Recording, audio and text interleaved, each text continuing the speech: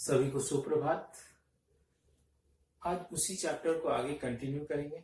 हम लोग अब तक वायु के प्रकार के विषय में पढ़ रहे थे। इसमें दूसरा प्रकार जो था वो था सामयिक वायु, जो लास्ट क्लास में हमने डिस्कस किया। सामयिक वायु मुख्य रूप से वे वायु होते हैं जो कि वर्ष के किसी निश्चित समय में एक स्थान से दूसरे स्थान की ओर प्रवाहित होती है। या तो वो वर्ष के किसी एक निश्चित ऋतु में होगी, या दिन में होगा, या रात में होगा। उस तरह की वायु को कहा जाता है सामयिक वायु। अब सामयिक वायु का ही आज हम तीसरे प्रकार के बारे में चर्चा करेंगे, जो कि है मौसमी या मॉनसूनी वायु। अब मॉनसूनी वायु के भी दो प्रकार है, एक ग्रीष्मकालीन मौसम वायु और दूसरा शीतकालीन मौसमी वायु। सबसे पहले इसके डेफिनेशन को देखते हैं हम लोग। मॉनसूनी या मौसमी वायु होता क्या है? वे वायु जो किसी निश्चित ऋतु के दौरान एक स्थान से दूसरे स्थान की ओर प्रवाहित होती है, उस तरह की वायु को कहा जाता है मॉनसूनी या मौसमी वायु। अब इसके दो प्रकार हैं, एक है ग्रीष्मकालीन मौसमी वायु। आइए पहले हम लोग इसके बारे में बात करते हैं। जैसे कि इस वर्ड से ही आपको समझ में आ रहा है कि ये किस समय बहता होगा, ग्रीष्म काल के दौरान, है ना। तो ग्रीष्म काल के दौरान ये प्रवाहित होता होगा एक स्थान से दूसरे स्थान पर किसी निश्चित ऋतु में, है ना। तो वो कौन सी ऋतु है? ग्रीष्म काल।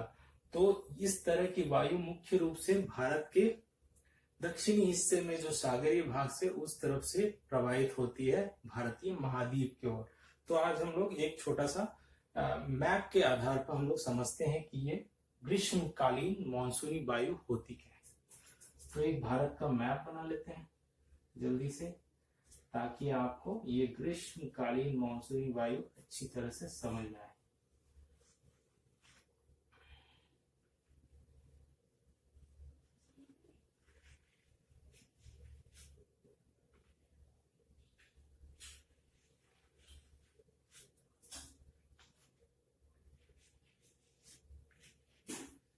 तो पहला हम लोग समझेंगे ग्रीष्मकालीन मॉनसूनी वायु। तो यह वायु मुख्य रूप से ग्रीष्म काल में ही प्रवाहित होती है। तो भारत के उत्तरी भागों में ग्रीष्म काल में तापमान करीबन कितना डिग्री पहुंच जाता होगा? जैसे बीकानेर, जैसलमेर जैसे जगहों पर तो तापमान बहुत ही अधिक पहुंचता होगा। दिल्ली, इन जगहों पर तापमान करीबन 35 से 45 डिग्री सेल्सियस तक पहुंच जाता है। तो इस भाग के ऊपर या स्थल भाग के ऊपर जो वायु होगी वो गर्म होगी, और गर्म वायु हमेशा हल्की होती है। हल्की वायु हमेशा क्या करेगी? ऊपर की तरफ प्रवाहित होगी ना। और ऊपर की तरफ प्रवाहित होने के कारण इस भाग में निम्न वायु दाब का केंद्र बनेगा, लो प्रेशर बेल्ट बनेगा। और समुद्री भाग में, ये दो समुद्री भाग है भारत के, यहाँ कौन सा सागर है? अरब सागर, और ये बे ऑफ बंगाल या बंगाल की खाड़ी। इस भाग की जो वायु होगी इसकी तुलना में वो ठंडी होगी, तो यहाँ पर ठंडी वायु का क्षेत्र होगा। तो इस जगह पर कौन सा प्रेशर बनेगा? हाई प्रेशर या उच्च वायु दाब का केंद्र बनेगा। और वायु हमेशा किधर से किधर मूव करती है?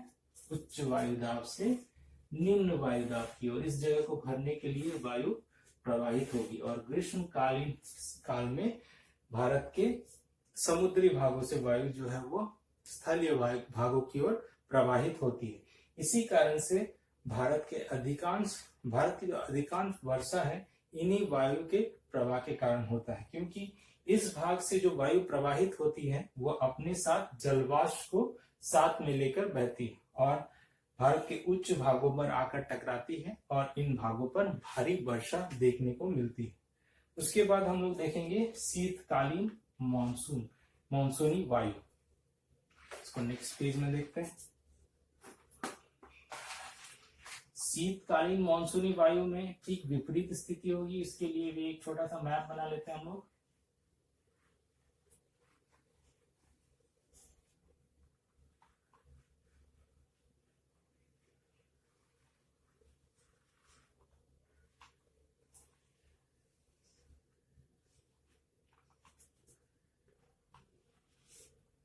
इस दौरान क्या होता है? भारत के उत्तरी भागों में तापमान जो होता है वो बहुत ही कम हो जाता है, और इसके कंपैरिजन में समुद्री भागों का तापमान जो है वो गर्म रहता है।